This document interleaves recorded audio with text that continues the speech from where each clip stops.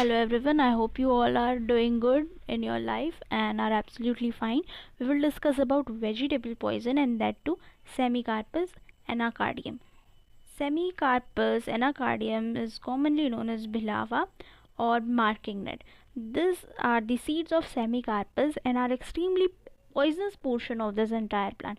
The plant somewhat looks like this, and we will discuss about all the following aspects, all the following topics that are related to the Semecarpous anacardium and will be beneficial to you from the examination point of view. Some of the common names that we often read in different textbook and are also asked in our examination include marking nut tree, meleca bean tree, oriental cashew, phobinut tree, and varnish tree.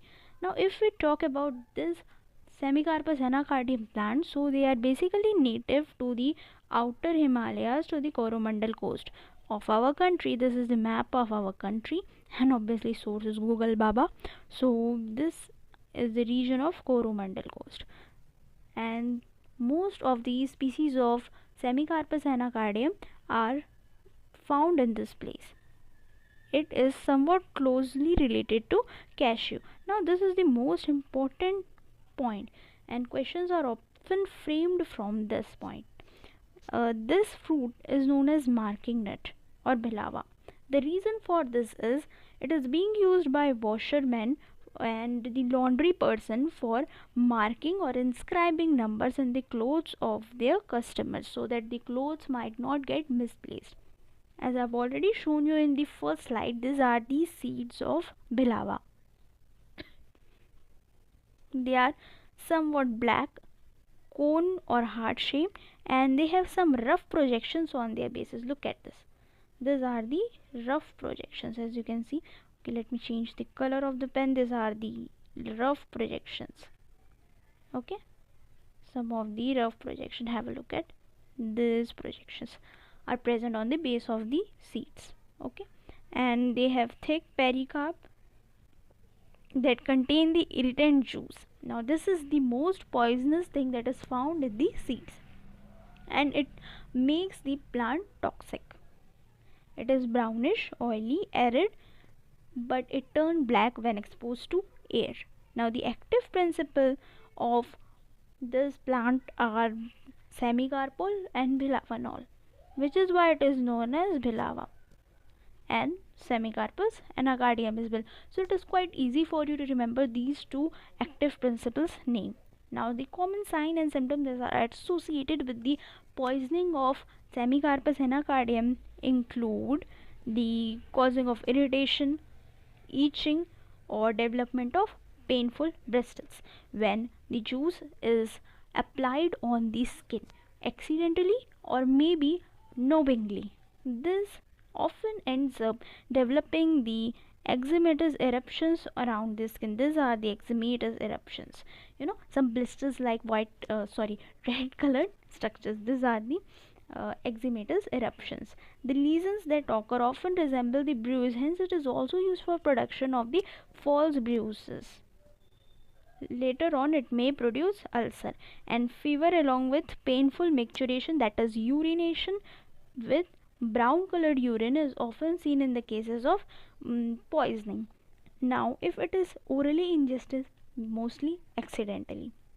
So the large juice of bilava, if taken, it often develops blisters in mouth, throat, and causes irritation in gastrointestinal tract of the person, along with tachycardia, means increase in the heartbeat of the person, and bradycardia, that is reduction in the heartbeat of the person, along with hypotension. Now hypotension means low blood pressure. It often results in loss of reflexes, delirium, coma, and can cause death of the sufferer. Now fatal dose is somewhat between 5 to 10 gram, and the fatal period can be 12 to 24 hours, that is approximately 1 day. Now treatment, as usual, wash the contaminated part with water or soap and blend.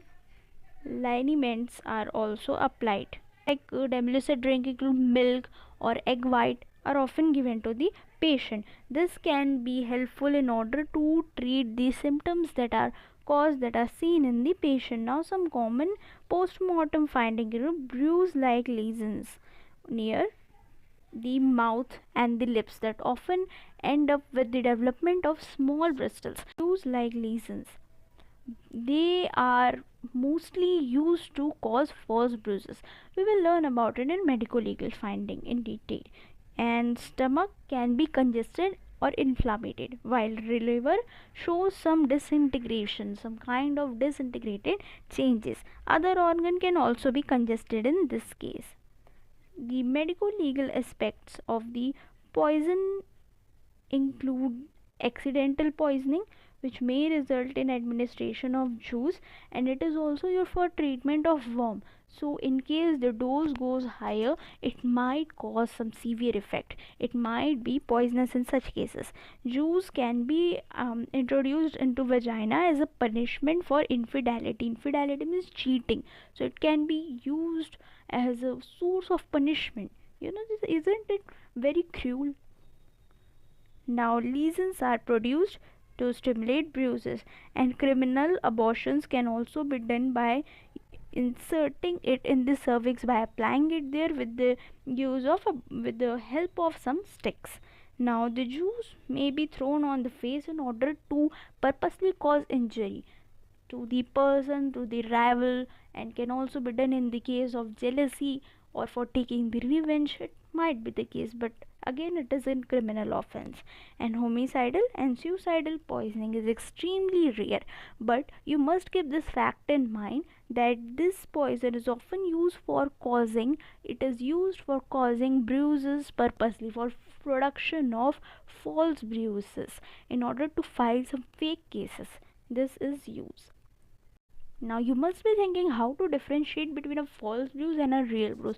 So don't worry, I will make a separate lecture on this and will teach you everything about the identification of a false bruise and how to differentiate it with that of the actual bruise. Thank you so much and keep studying.